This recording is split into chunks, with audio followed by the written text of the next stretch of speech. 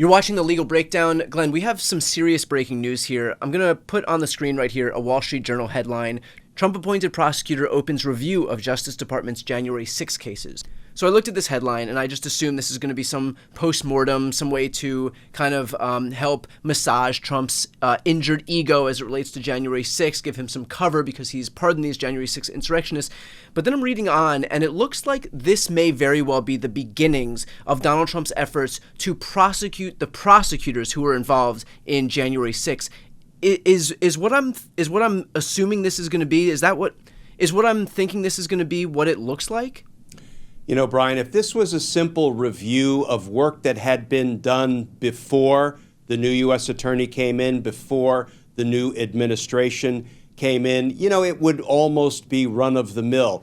When I read this story, and this story pertains to my former professional home, the United States Attorney's Office for the District of Columbia, which is the office that is the arm of DOJ that prosecutes all cases in D.C. I read this headline as somewhere between infuriating and earth-shattering, and here's why. What the Wall Street Journal is reporting is that the new U.S. attorney, this guy Ed Martin, who has no business being the United States attorney for the District of Columbia, in my opinion, he doesn't have a minute of prosecutorial experience, but he sure was one of the Stop the Steal guys supporting Donald Trump's efforts to overturn the results of the 2020 presidential election. And he represented, as a defense counsel, J6 defendants. Not that that's disqualifying. Everybody deserves zealous representation. So I'm not complaining or criticizing him for that last piece. But here's the thing. He just came in and he said to the many, many, many prosecutors who have been doing the work of the American people, trying to hold accountable the folks who attacked the Capitol, he said, I want your notes, your emails. I want all of your documentation. I want everything about that investigation and that prosecution that you undertook. Brian, if that is not a precursor to launching a full-blown investigation of the investigators and prosecutors, Donald Trump did a little bit of that in his first term, didn't he?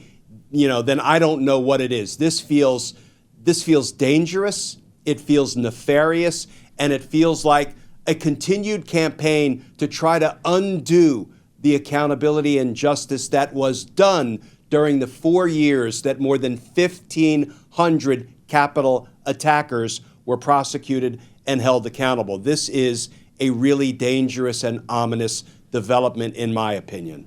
Glenn, we already know what Trump wants to do because he's come out and said it. He wants to prosecute the people who prosecuted those on January 6th. So this is basically a conclusion in search of evidence.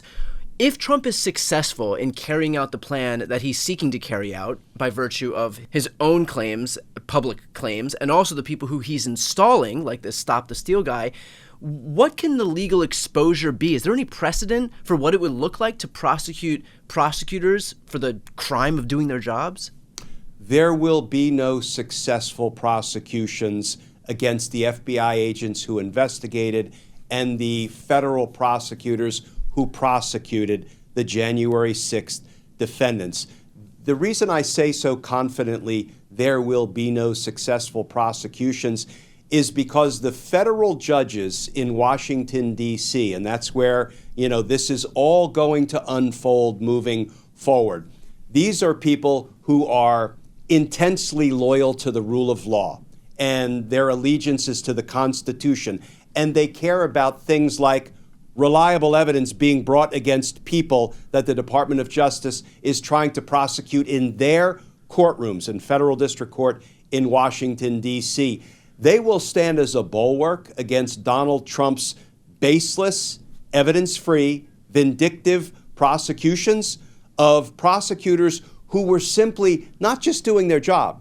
They were given this assignment. Here are the cases you are being tasked to investigate together jointly with the FBI. And if there's enough evidence to bring them to trial, then you bring them to trial. And if there's not, you don't. Believe me, they conducted a lot of investigations that did not ripen into prosecutions.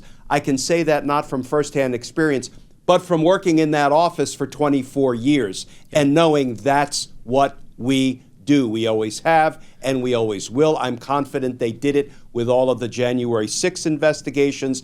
But there is going to be, I strongly suspect, no evidence of wrongdoing, no evidence of criminality by the FBI agents and the prosecutors who moved forward in the investigations and prosecutions of the J6 defendants. So Donald Trump and his dirty DOJ actors can certainly do their nefarious worst to try to punish people who tried to hold the J6 insurrectionists accountable for their crimes. At the end of the day, it will be unsuccessful. It will not withstand the scrutiny of federal judges in district court in Washington, D.C. That's not to say it won't make the lives miserable and very stressful of the prosecutors who did what they were told to do and are now being investigated and persecuted for it by Donald Trump and what he is hoping is his dirty Department of Justice. Glenn, doesn't it further prove that the Trump team has no leg to stand on here by virtue of the fact that,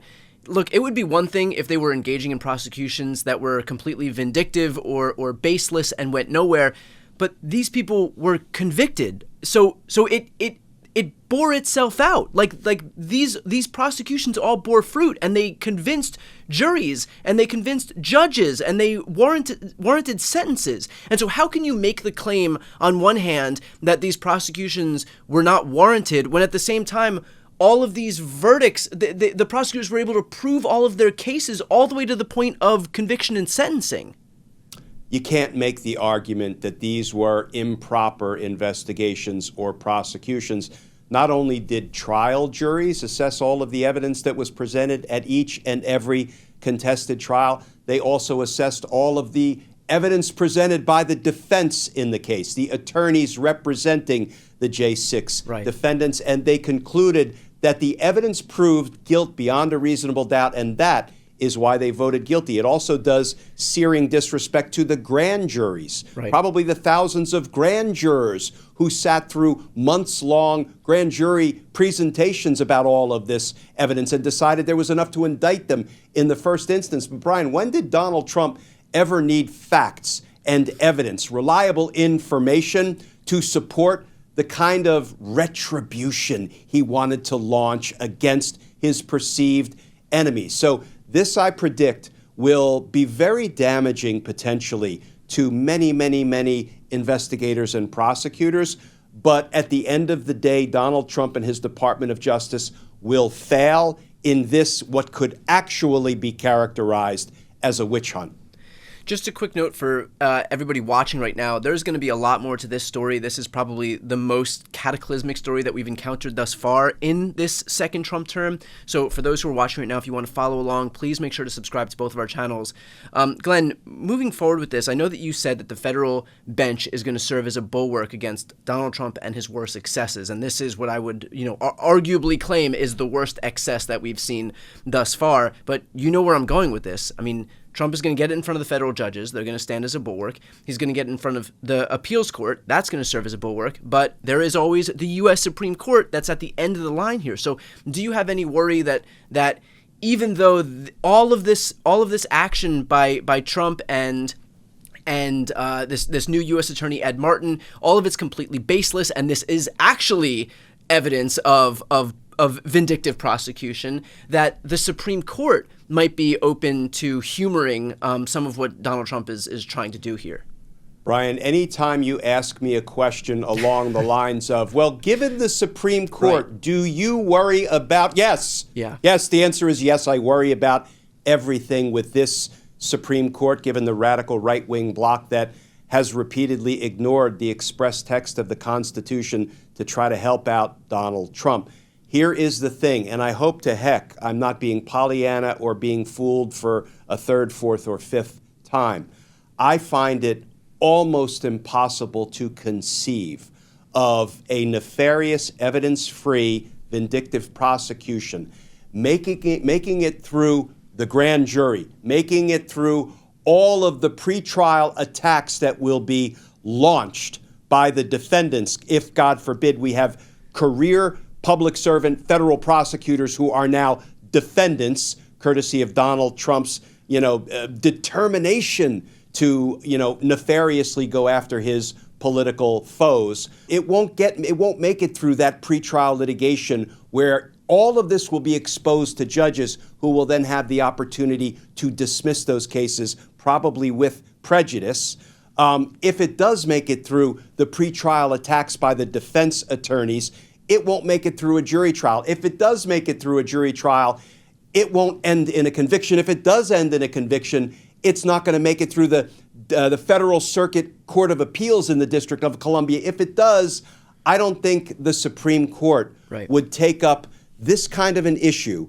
Now, again, they fooled us a number of times, but stick with me. Take up this kind of an issue about a lawless, vindictive prosecution being brought against a federal prosecutor. I don't think they would take it. I don't think they would put their stamp of approval on evidence-free, nefarious, vindictive prosecutions by a runaway Department of Justice. And let's hold fast to the fact that when Donald Trump signed an unconstitutional executive order trying to revoke the constitutional guarantee of birthright citizenship, it was a federal judge appointed more than 40 years ago by President Ronald Reagan, who in about 24 hours crammed it down the Trump administration's throat, saying what Donald Trump just signed, that executive order, is blatantly unconstitutional. And the judge asked, where were the lawyers in the room when Donald Trump was signing it? That is some important foreshadowing for the battles that Trump is going to lose